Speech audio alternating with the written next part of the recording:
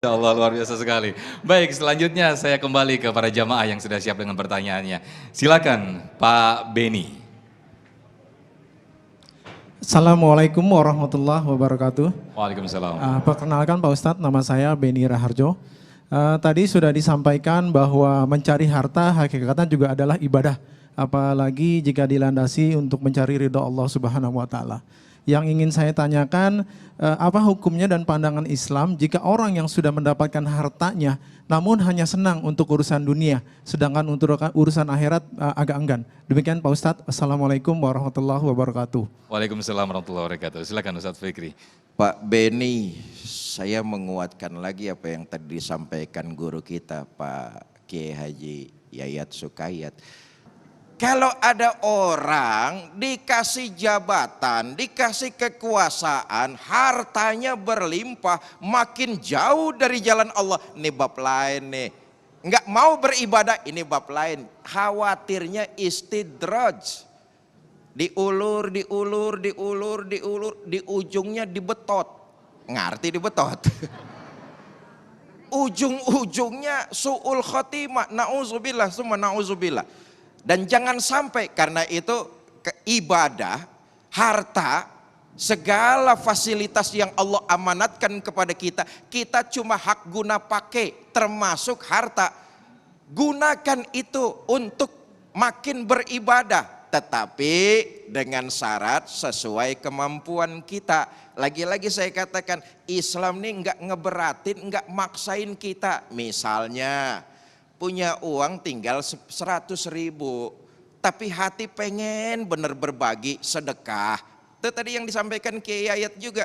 Nabi ngelarang kalau 100.000 disedekain semua. Makan angin. Belum lagi anak istri di rumah perlu belanja. Maka keluarkan 10.000, yang 90.000 itu persiapan. Itulah ajaran Islam. Enggak semuanya odol-odolan. Odol-odolan, ngerti odol-odolan. Karena itu yang sewajarnya saja sesuai dengan batas kemampuan kita. Tapi saya garis bawahi totalitasnya hanya mencari keridhaan. Hanya kepada Allah Subhanahu wa Ta'ala. Masya Allah, luar biasa sekali. Kita masih ada satu segmen sekali, menarik sekali pembahasan kita pada siang hari ini. Kita akan kembali usai jeda, tetaplah di Damai Indonesiaku. Baik pemirsa, masih di Damai Indonesiaku. Di sesi tanya jawab ini saya kembali berikan kesempatan ke para jamaah. Ada Pak Hernowo, nanti akan dijawab oleh Ustadz Tata Sukayat. Silakan Pak Hernowo, boleh berdiri. Ya. Assalamualaikum warahmatullahi wabarakatuh. Waalaikumsalam warahmatullahi wabarakatuh. Pak Ustadz, saya mau nanya, bagi orang yang fakir, apakah yang harus lebih didahulukan antara mencari harta dengan beribadah? Terima kasih. Baik, terima kasih. Menarik pertanyaannya. Silakan Ustadz Tata. Pertanyaan yang antik menurut saya. Miskin, apakah ibadah mendahulukan ibadah atau mencari harta? Saya jawab dengan dua cerita. Cerita yang pertama, ada supi yang sangat kaya raya, didatangi juga dengan supi yang miskin gitu. Kemudian protes, bagaimana Anda merawat zikrullah, ingat kepada Allah, sementara harta Anda demikian banyak. Kemudian kata supi yang kaya ini, yuk kita ke kandang kuda. Tuan pilih kuda yang paling hebat di kandang itu, lalu kita keliling dari pagi sampai sore, kita lihat aset-aset di bawah penguasaan saya. Dengan syarat, pegang gelas ini yang sudah berisi air dan airnya tidak boleh jatuh. Keliling dari pagi sampai sore. Udah sore selesai ditanya. Kata supi yang kaya ini, wahai Tuan, berapa kira-kira aset yang saya kuasai yang tadi kita keliling dari pagi sampai sore? Supi yang miskin itu menjawab, saya nggak bisa menghitung berapa banyak aset Tuan yang Tuan miliki. Kok bisa?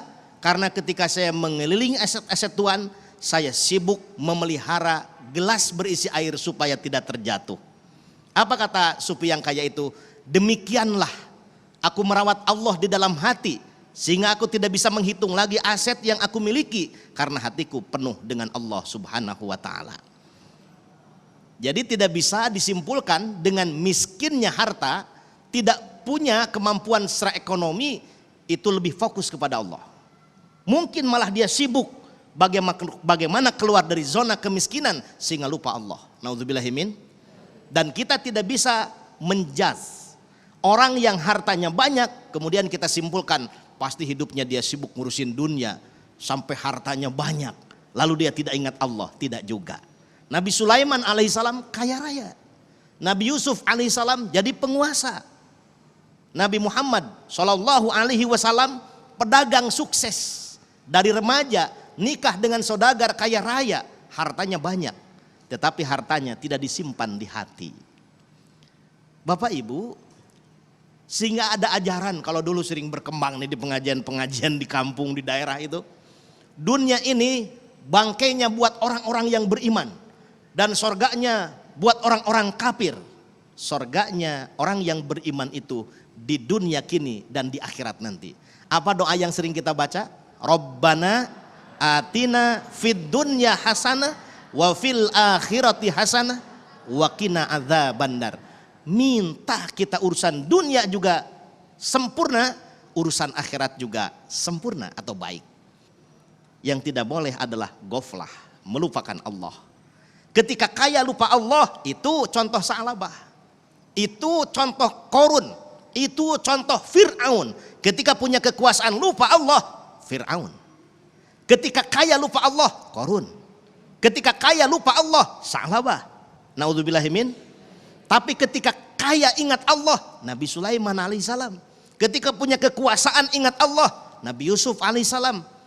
Dan ketika punya ilmu tapi digunakan untuk mengingatkan hamba-hamba Allah agar semakin taat kepada Allah, itu contoh yang mulia dari baginda Rasulullah Muhammad sallallahu alaihi wasallam. Nih yang repot Kiai Fikri, udah di dunia hidupnya susah, miskin, sakit-sakitan, bandel, tidak mau ibadah, repot itu. Mudah-mudahan kita semua dijauhkan dari hal-hal yang demikian. Allahu a'lam. Amin, amin. Sedikit saja Ustadz Fikri, mungkin ada yang mau ditambahkan sebelum kita akhiri sesi ini, silakan. Iya, fakir tidak menghalangi kita untuk beribadah. Bukankah juga ibadah itu tadi saya katakan sesuai dengan yang kemampuan kita. Satu contoh misalnya ibadah mahdoh.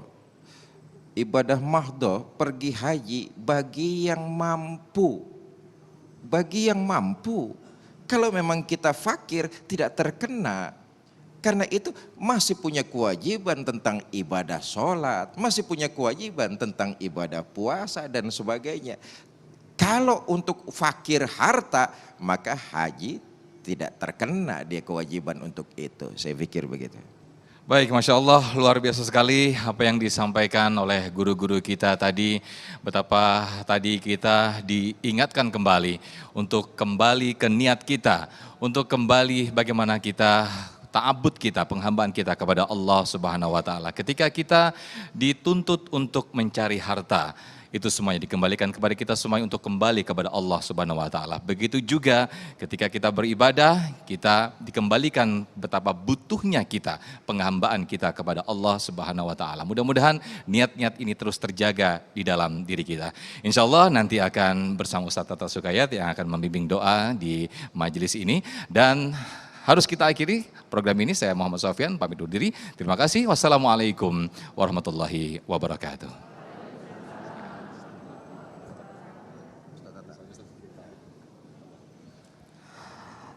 Allahumma salli wa sallim wa barik amin ya rabbal alamin. Ya Allah ya Fattah, Engkau Tuhan Maha Pembuka. Bukakanlah hati kami untuk menerima cahaya hidayah-Mu. Bukakanlah akal kami untuk menerima ilmu-Mu. Bukakanlah jasad kami untuk melakukan ibadah dengan jasad ini ya Rabb. Ya Allah ya Rahman ya Rahim, Engkau Tuhan Maha Pengasih dan Penyayang. Sedangkan kami membutuhkan kasih sayang dari-Mu. Laksana daun-daun mengering yang membutuhkan siraman hujan dari langit. Curahkan ya Rabb kasih sayang-Mu kepada kami. Jangan Kau cabut kasih sayang-Mu dalam kehidupan kami. Ya Allah ya Hadi, Engkau Tuhan Maha Pemberi petunjuk. Tunjukkanlah kepada kami seluruh jalan kebaikan dan kami bisa mengikutinya. Dan tunjukkanlah kepada kami segala jalan keburukan dan kami bisa menghindarinya. Allahumma hdinas siratal mustaqim. Siratal ladzina an'amta alaihim. Ghairil maghdubi alaihim waladdallin. Amin ya rabbal alamin. Walhamdulillahi rabbil alamin.